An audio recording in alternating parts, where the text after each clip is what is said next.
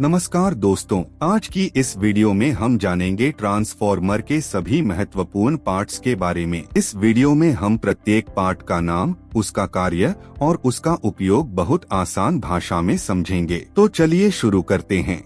Number 1, conservator tank. Transformer के ऊपर लगाया जाने वाला एक बेलनाकार टैंक होता है। इसका मुख्य कार्य ट्रांसफॉर्मर ऑयल के फैलने और सिकुड़ने के लिए अतिरिक्त स्थान उपलब्ध कराना है। जब ट्रांसफॉर्मर लंबे समय तक कार्य करता है तो ऑयल का तापमान बढ़ जाता है और उसका आयतन भी बढ़ जाता है।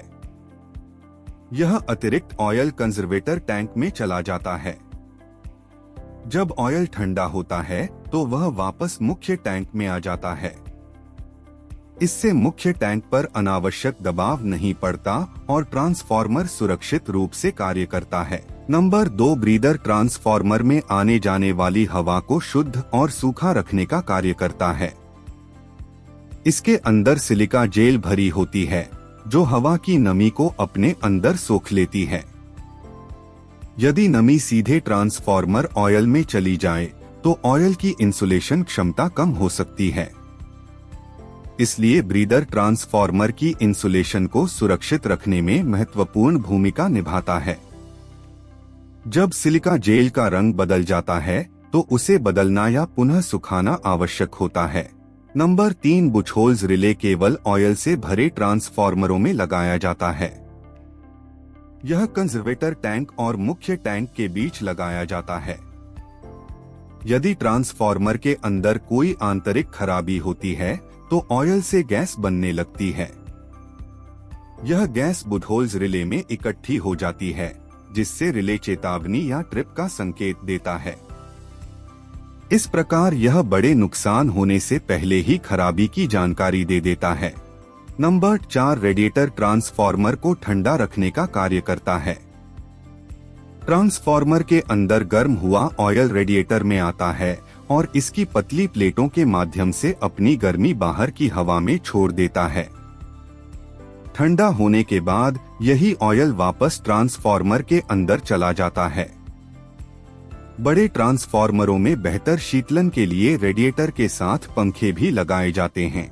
नंबर 5, टैप चेंजर का उपयोग ट्रांसफॉर्मर के आउटपुट वोल्टेज को नियंत्रित करने के लिए किया जाता है। जब विद्युत आपूर्ति का वोल्टेज कम या अधिक हो जाता है तब टैप चेंजर की सहायता से वाइंडिंग के टर्न बदले जाते हैं, जिससे आउटपुट वोल्टेज को आवश्यक सीमा में रखा जा सकता है। बड़े पावर ट्रांसफॉर्मरों में प्रायः ऑन लोड टैप चेंजर का उपयोग किया जाता है। Number 6, oil tank. ट्रांसफॉर्मर का मुख्य बाहरी भाग होता है जिसके अंदर कोर, वाइंडिंग और इंसुलेटिंग ऑयल भरा रहता है। यह ऑयल 2 महत्वपूर्ण कार्य करता है। पहला, वाइंडिंग को ठंडा रखना और दूसरा, विद्युत इंसुलेशन प्रदान करना। मजबूत स्टील से बना यह टैंक ट्रांसफॉर्मर के सभी आंतरिक भागों को बाहरी वातावरण से सुरक्षित रखता है। Number 7, core. ट्रांसफॉर्मर का सबसे महत्वपूर्ण भाग होता है। इसे सिलिकॉन स्टील की पतली पतली परतों को जोड़कर बनाया जाता है। इसका कार्य चुंबकीय फ्लक्स के लिए कम प्रतिरोध वाला मार्ग उपलब्ध कराना होता है। परतदार संरचना होने के कारण ऊर्जा की हानि कम होती है और ट्रांसफॉर्मर की कार्यक्षमता बढ़ जाती है। 8, primary winding. Secondary winding. Primary winding वह वाइंडिंग होती है जिसमें इनपुट विद्युत आपूर्ति दी जाती है। जब इसमें ऐसी सप्लाई दी जाती है तो ट्रांसफॉर्मर के कोर में चुंबकीय फ्लक्स उत्पन्न होता है। यही फ्लक्स सेकेंडरी वाइंडिंग तक पहुंचता है और उसमें वोल्टेज प्रेरित करता है। सेकेंडरी वाइंडिंग से हमें आवश्यक आउटपुट वोल्टेज प्राप्त होता है। दोनों वाइंडिंग के बीच कोई प्रत्यक्ष विद्युत संपर्क नहीं होता, बल्कि ऊर्जा का स्थानांतरण केवल चुंबकीय फ्लक्स के माध्यम से होता है। सामान्यतः दोनों वाइंडिंग उच्च गुणवत्ता वाले तांबे या एल्यूमिनियम से बनाई जाती हैं, जिससे विद्युत हानि कम होती है और ट्रांसफॉर्मर की कार्यक्षमता बेहतर बनी रहती है। 9, टेम्परेचर इंडिकेटर। ट्रांसफॉर्मर के ऑयल और वाइंडिंग के तापमान की लगातार निगरानी करता है। इसका मुख्य कार्य ट्रांसफॉर्मर के तापमान को सुरक्षित सीमा के भीतर बनाए रखना होता है।